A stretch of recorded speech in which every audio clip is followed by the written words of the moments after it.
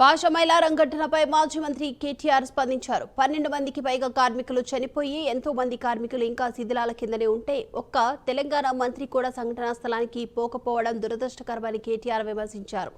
మాజీ మంత్రి హరీష్ రావు నేతృత్వంలో సంగారెడ్డి ఎమ్మెల్యే చింతా ప్రభాకర్, జహీరాబాద్ ఎమ్మెల్యే మాణిక్ రావులతో కూడిన బీఆర్ఎస్ బృందం ప్రమాద స్థలాన్ని సందర్శించి సహాయక చర్యలను వేగవంతం చేశారని కూడా తెలిపారు.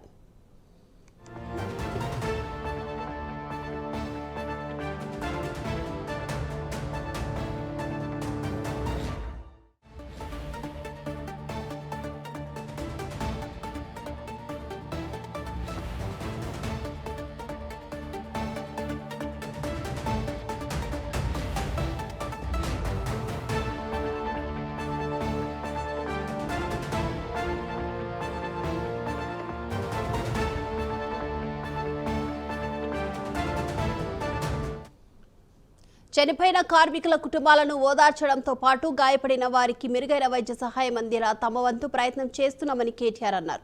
ఒకవేళ ఇవే మిస్ వరల్డ్ పోటీలు అయితే సీఎం రేవంత్ రెడ్డి నేతృత్వంలో కాంగ్రెస్ మంత్రులంతా అక్కడే క్యాంపులు ఏర్పాట్లు చేసుకుని ఫుల్ మస్తీ చేసేవారని కేటీఆర్ మండిపడ్డారు. పేదలు, కార్మికుల ప్రాణాలు, జీవితాలంటే కాంగ్రెస్ మంత్రులు, నేతలకు లెక్కలేదని ఆగ్రహం వ్యక్తం చేశారు.